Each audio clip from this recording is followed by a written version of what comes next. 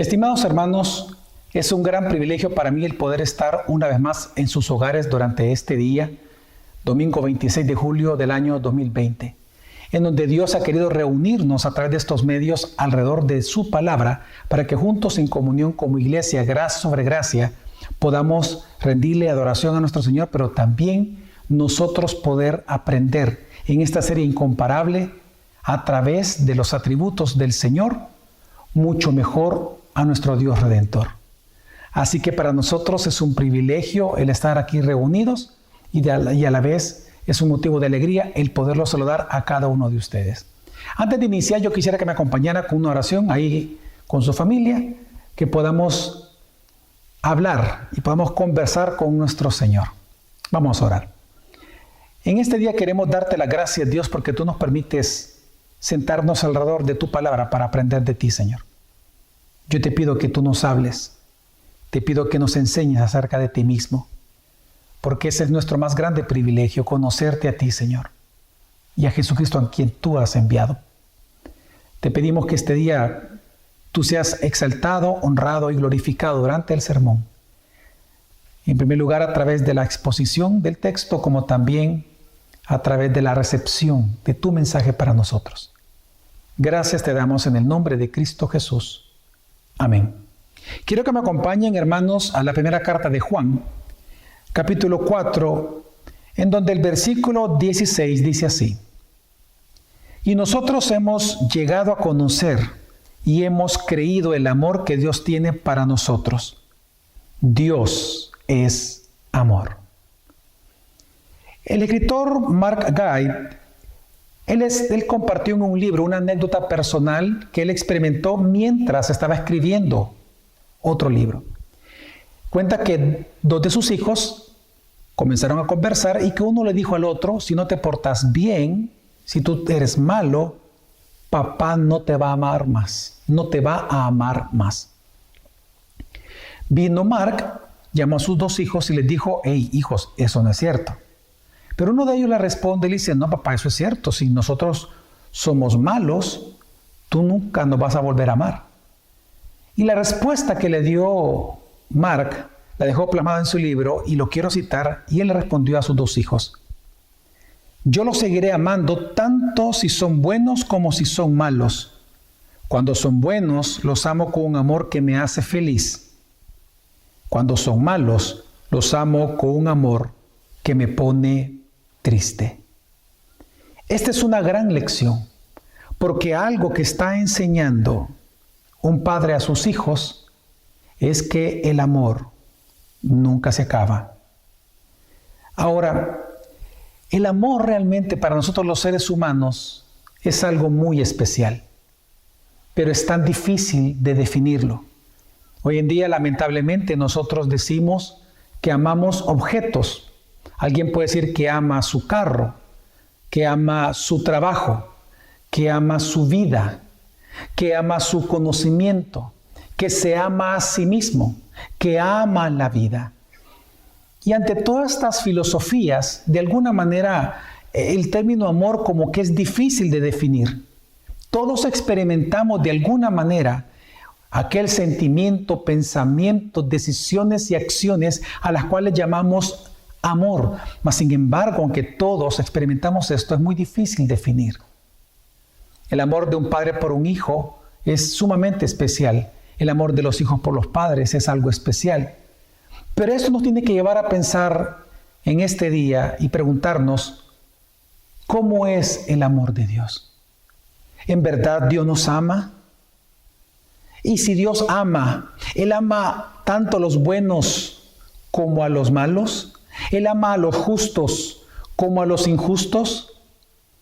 ¿Cómo es el amor de Dios? ¿Cuáles son sus características? Pues este día, en esta serie incomparable, yo quiero compartir con ustedes uno de los más grandes atributos que todos nosotros de alguna manera experimentamos de parte de Dios, pero a la vez es difícil definir, como lo es su amor por todos nosotros. Quiero hablar acerca del amor de Dios. Y es que en el centro del mensaje del Evangelio de Jesucristo, como en el centro de la fe cristiana, La verdad que impregna ambas verdades es que Dios nos ama. No hay verdad más grande en el Evangelio y en la fe cristiana que esta. Por lo tanto, como dice la primera carta de Juan, conocer y creer en el amor de Dios que Él tiene por nosotros, hermanos, es importante para nuestra vida de fe. Así que en esta serie incomparable, en el título del sermón de este día y el tema que es Dios es amor, quiero que aprendamos acerca de conocer y creer este amor de Dios a través de 3 grandes puntos. En el primero de ellos, quiero responder a la pregunta ¿qué es el amor de Dios? Luego voy a responder a la pregunta ¿cómo Dios exhibe su amor hacia nosotros? Y en tercer lugar, ¿cuál debería de ser nuestra respuesta a ese amor de Dios?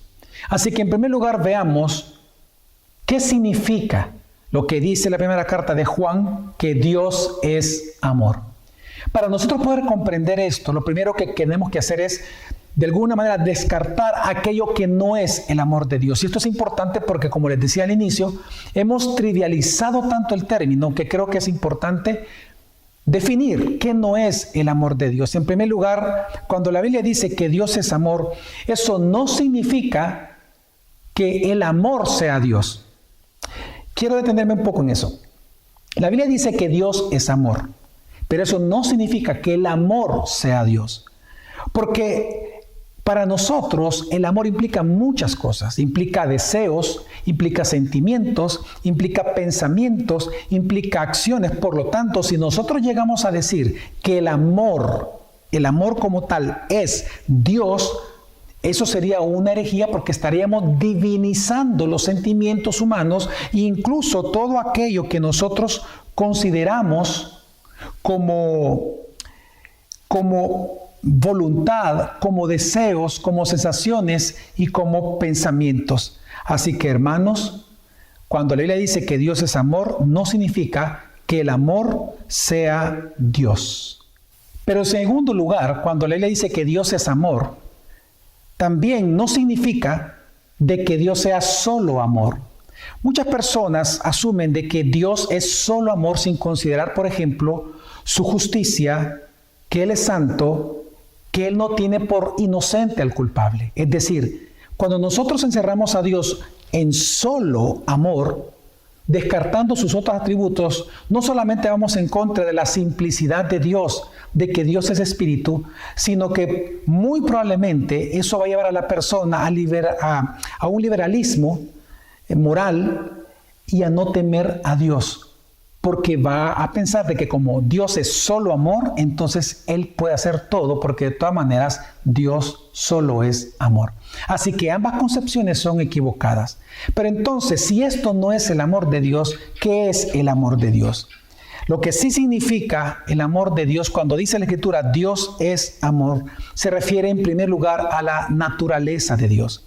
Hermanos, al igual que cuando les prediqué acerca de que Dios es espíritu, significaba de que Dios en su naturaleza no tiene cuerpo físico, y así como cuando les prediqué de que Dios es santo, significa que en su naturaleza Él es distinto a nosotros, Él es su propio género, Él es divino, Él es Dios, y que a la vez significa que su naturaleza es pura. Cuando la Biblia dice de que Dios es amor, lo que está diciendo es que en su naturaleza, en su esencia, Dios es amor. Él es amor. El amor, por lo tanto, no es una virtud en Dios. El amor no es una emoción más en el Señor. El amor no es una parte de su naturaleza o una actividad de Dios mismo, sino que el amor es Dios mismo. El amor es un amor esencial en Dios. Dios es amor. Lo que está diciendo es que Él es amor en su esencia. Por lo tanto, cuando estamos hablando de que Dios es amor, eso significa, hermano, de que todo lo que Dios hace, Dios lo hace amorosamente.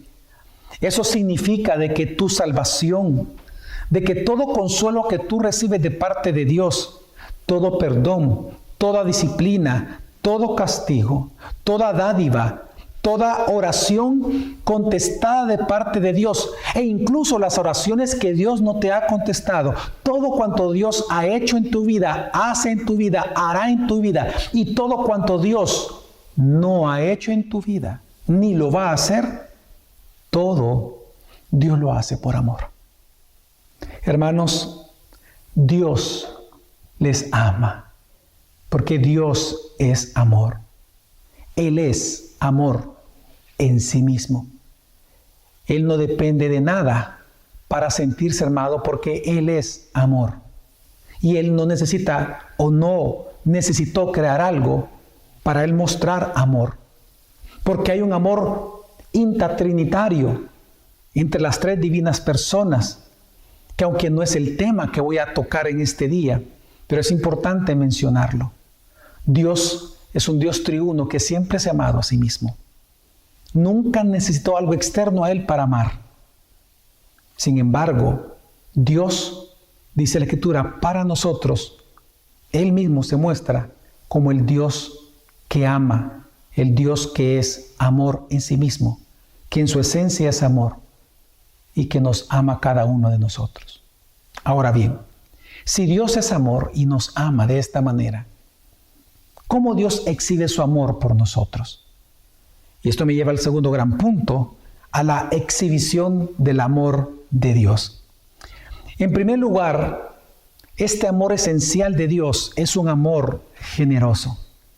Hablar del amor de Dios, hermanos, necesariamente es hablar de la bondad sacrificial de Dios por nosotros. En esta misma primera carta de Juan, en el mismo capítulo, el versículo 9 dice de la siguiente manera: en esto se manifestó el amor de Dios en nosotros, en que Dios ha enviado a su Hijo unigénito al mundo para que vivamos por medio de Él. Literalmente lo que el texto está diciendo es que Dios, dice, en esto se manifestó el amor de Dios. Dios está diciendo que la manera en que Él exhibe su amor es dando a su Hijo en sacrificio por nuestros pecados.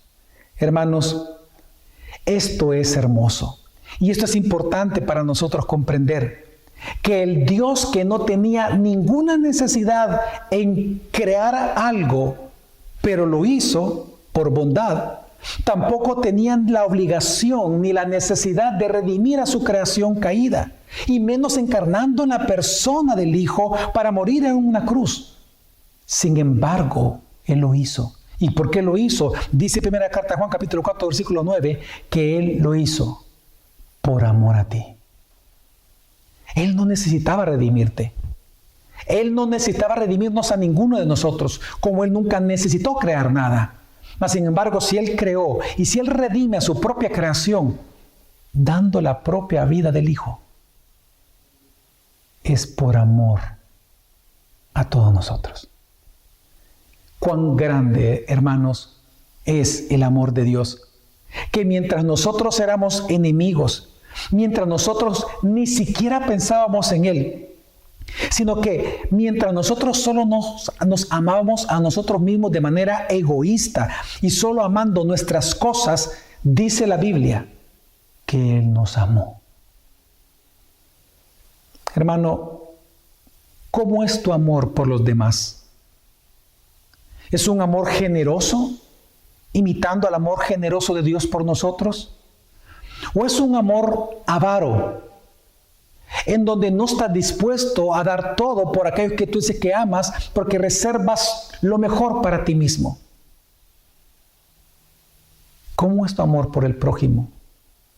Y cuando del prójimo me refiero en primer lugar a los de tu casa, en segundo lugar a tus vecinos, en tercer lugar a cualquier persona que te encuentres y que conozcas, sea trabajo o en cualquier otro lugar. ¿Cómo es tu amor por tu prójimo? ¿Generoso o avaro?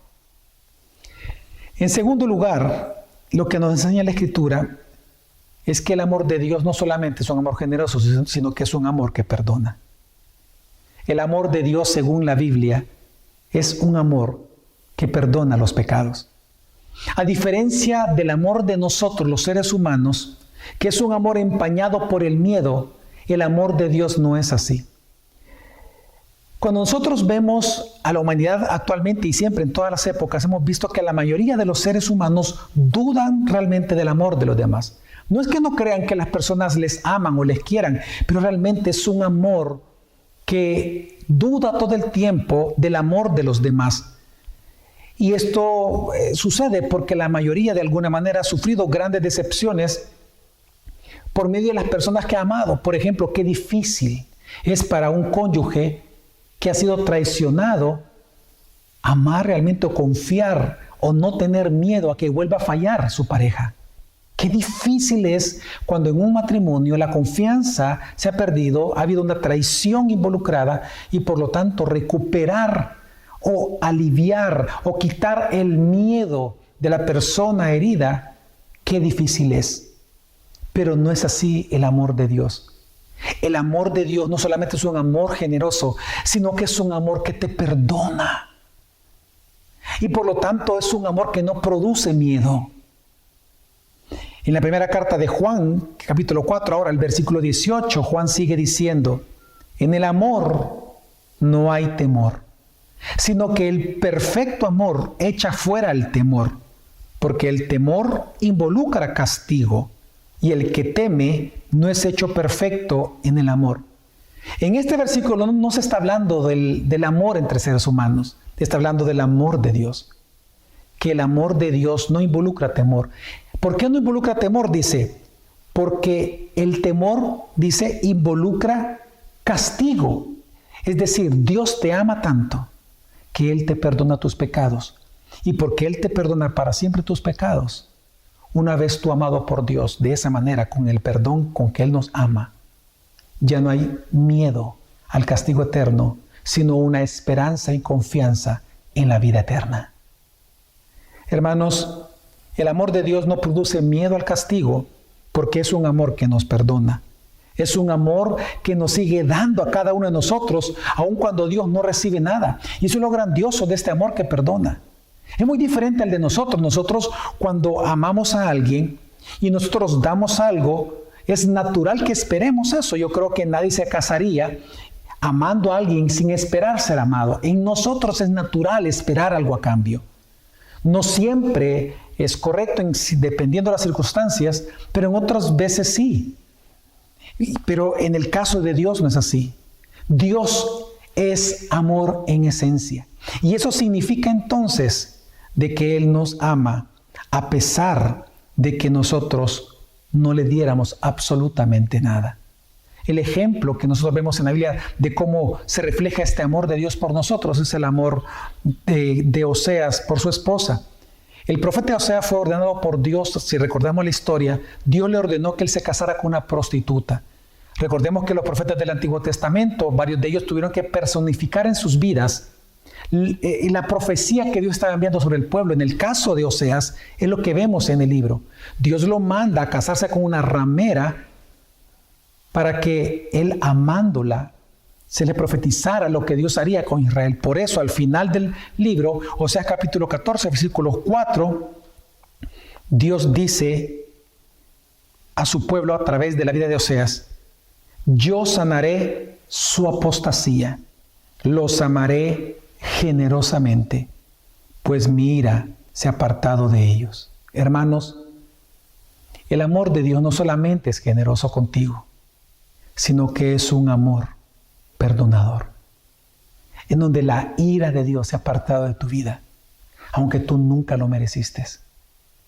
Dios te ha perdonado en Cristo Jesús.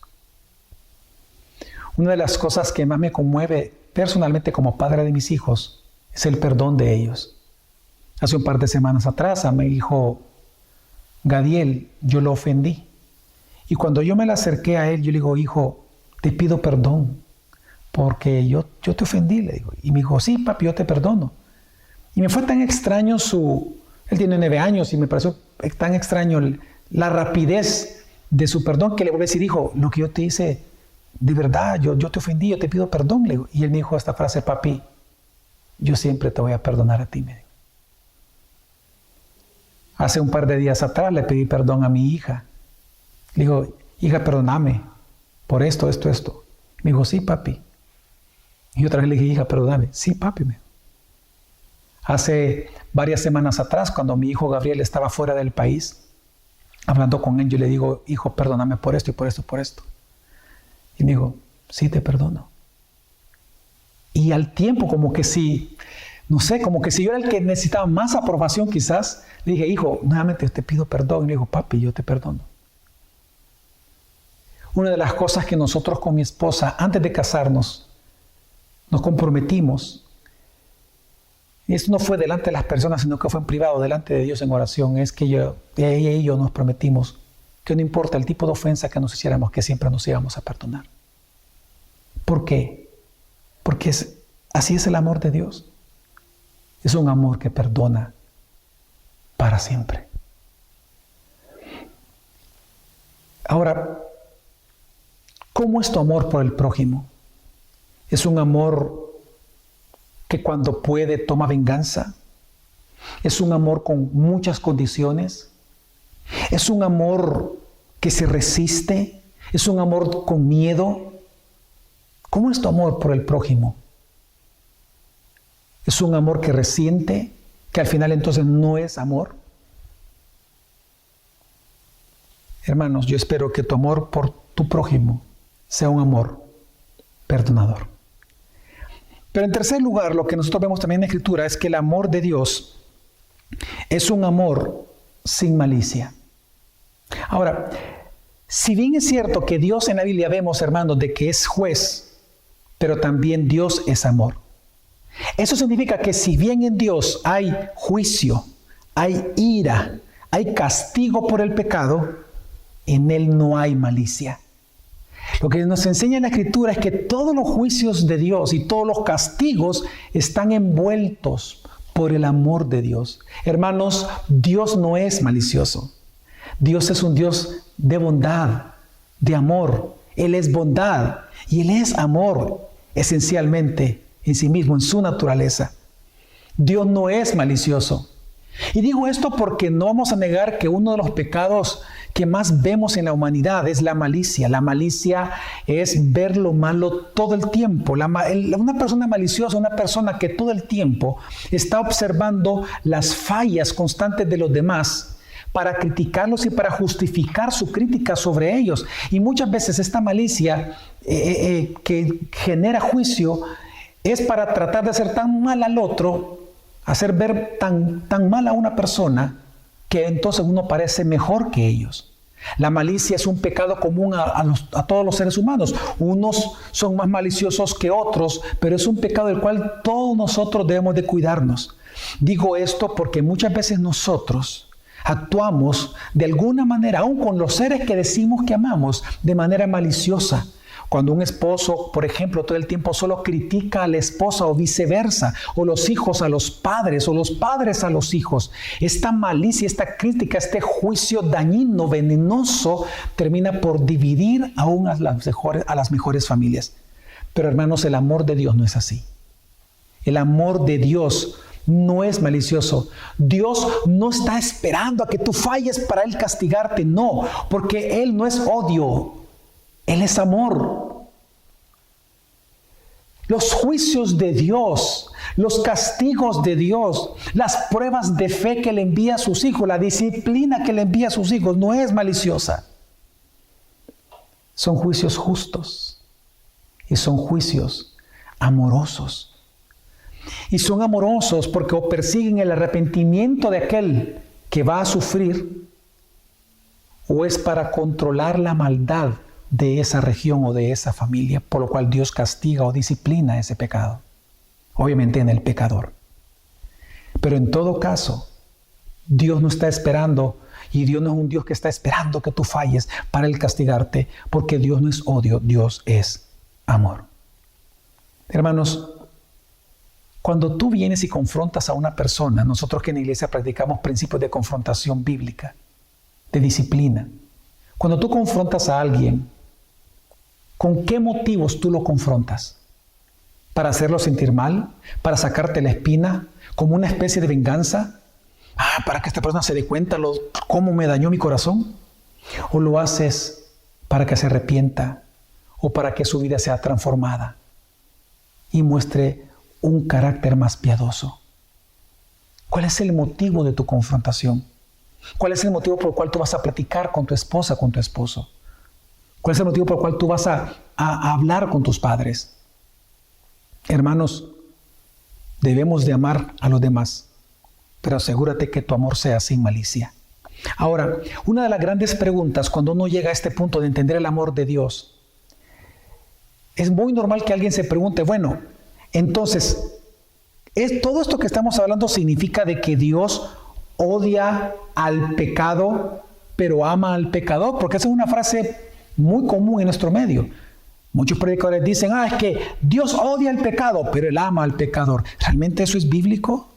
¿Realmente lo que enseña la doctrina del amor de Dios? La respuesta es no. Y hay que saber responder la pregunta. Pero para poder responder esta pregunta y entender qué es lo que enseña la Biblia, porque hay evidencia para ambas cosas. Hay evidencia de que Dios odia al pecador, pero también hay evidencia de que Dios ama al pecador. Entonces la pregunta es, bueno, ¿Dios lo ama o Dios lo odia? Ambas cosas. Pero ¿cómo entender esto? Hay que entender dos características más del amor de Dios. Y es que el amor de Dios por sus criaturas también se puede clasificar como un amor benevolente y un amor complaciente de Dios. Vamos a ver ambos. La Biblia nos enseña de que existe algo que los teólogos han llamado el amor benevolente de Dios. El amor benevolente, la palabra benevolente viene del latín que significa buena voluntad o amabilidad. El amor benevolente es el amor clemente y el amor misericordioso de Dios por las personas, sin importar si merecen o no esa bondad de parte de Dios. El amor benevolente de Dios, el amor de la buena voluntad, el amor amable de Dios, es aquel amor que aparece descrito en el versículo más famoso de la Biblia, Juan 3:16, porque de tal manera amó Dios al mundo que dio a su Hijo unigénito, para que todo aquel que en él crea no se pierda, mas tenga vida eterna. Dice ahí en la Escritura de que Dios ama al mundo. ¿A qué se refiere con el mundo? Se refiere a aquellos que odian a Dios, a aquellos que ni siquiera piensan en Dios, a aquellos que blasfeman todo el tiempo acerca de Dios o contra Dios. Dice la Escritura de que de tal manera Dios los amó a ellos, que dio a su Hijo unigénito, para que se salven. Este amor que aparece en Juan capítulo 3, versículo 16, está hablando del amor benevolente de Dios. El amor benevolente de Dios incluye en primer lugar aquel amor de Dios que actúa en favor sobre todos los pecadores, mostrando lo que se llama la bondad universal de Dios. Incluye el amor de Dios por el cual Él en su bondad derrama, dice, la lluvia sobre justos y sobre injustos. Pero también el amor benevolente de Dios incluye la muerte de Cristo por los escogidos, pues dice la Escritura que murió por los pecadores. Dios no murió por los sanos, dice por los pecadores. Por eso Romanos 5:8 dice, pero Dios demuestra su amor para con nosotros, en que siendo aún pecadores, Cristo murió por nosotros. El centro de la fe cristiana es lo que estamos leyendo. Aún siendo pecadores, Dios demostró su amor. Lo que está diciendo Romanos es que siendo pecadores, Dios amó a estos pecadores. Pero por eso viene la pregunta, ¿qué tipo de amor es este? Se le llama amor benevolente. Por lo tanto, dentro del amor benevolente de Dios, lo que podemos nosotros ir resumiendo es que en el amor benevolente de Dios, los pecadores en primer lugar son objetos de la ira de Dios, porque están bajo condenación. Eso está claro en la Escritura. La ira de Dios se manifiesta sobre los pecadores. Así que eso no es negado en este tema del amor. Pero en segundo lugar, lo que nos habla es que por el amor benevolente de Dios también son amados a la vez. Por eso San Agustín, este tremendo teólogo, acerca de esta clase de amor de Dios, él dijo lo siguiente: de una manera maravillosa y divina, aun cuando nos odiaba, nos amaba. Hermanos, Dios sí odia la naturaleza pecaminosa del ser humano, del pecador, pero Él ama la humanidad natural del pecador, porque Dios no es odio, Dios es amor. Y veamos la diferencia: Dios ama a la criatura, aunque odia la naturaleza pecaminosa que ahora posee. Pero esta persona, aún en su naturaleza pecaminosa, Él es una criatura de Dios, y como criatura, por eso se habla del amor natural, es un amor natural por su creación.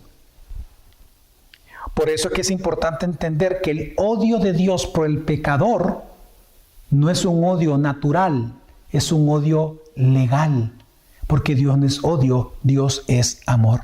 Mira, ¿sabes cómo se entiende esto, hermano? Es como el caso de nosotros, los que Dios nos ha dado el privilegio de ser padres, es cuando nosotros vemos, por ejemplo, del caso de los hijos de los vecinos. Tal vez nosotros no estemos de acuerdo con algunas de las costumbres que ellos puedan tener, si es que ellos llegan a tener algún tipo de costumbres diferentes o principios distintos a los nuestros. A ti te puede no gustar el comportamiento de un niño, del hijo de tu vecino, pero eso no significa que tú lo vas a odiar. Muy probablemente a ti te cause gracia verlo, tal vez tú lo ayudas en su momento, tal vez le has regalado cosas, tal vez, no sé, algún día que él necesite algo, realmente tú le vas a poder ayudar, porque tú no lo odias. Ahora, que no estás de acuerdo con lo que él hace y por lo tanto tú sabes que no es conveniente para tus hijos, es otra cosa, pero eso no significa que tú los odias.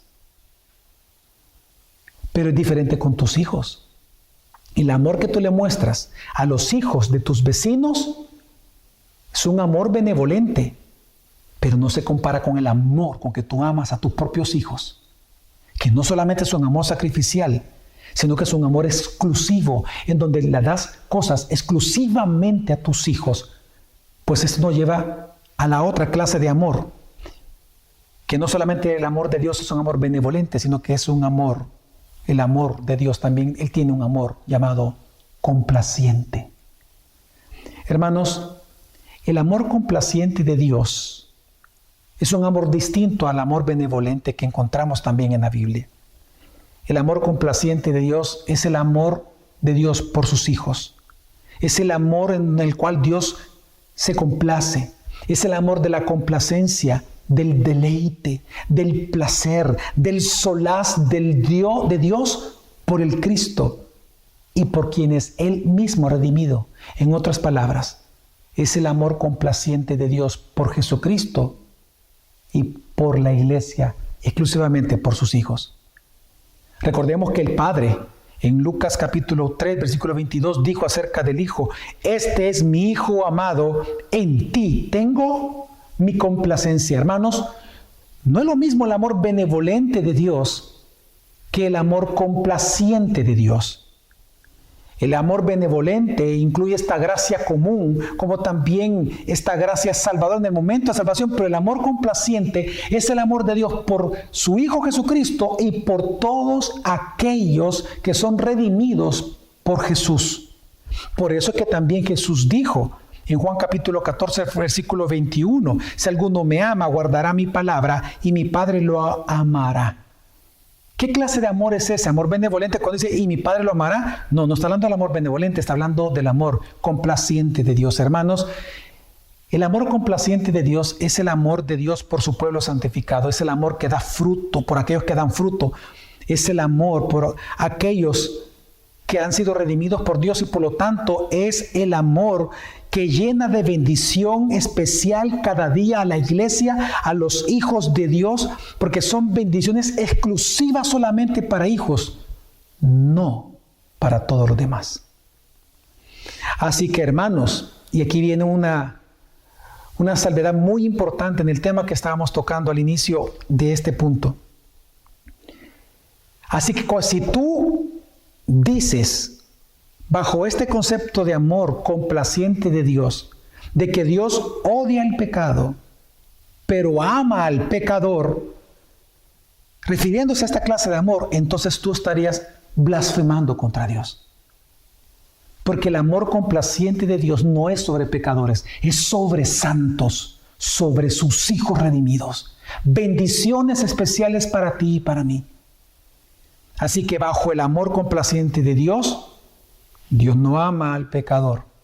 Pero bajo el concepto del amor benevolente de Dios, Dios ama al pecador, teniendo lástima y compasión como criatura caída. Ahora, ¿cómo nosotros, hermanos, podemos resumir entonces el amor de Dios por todos nosotros?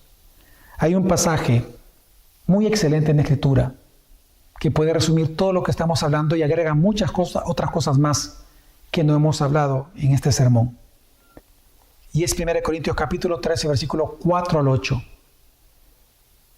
Pensando en Dios, quiero que leamos juntos este pasaje pensando en el amor de Dios. ¿Cómo es el amor de Dios?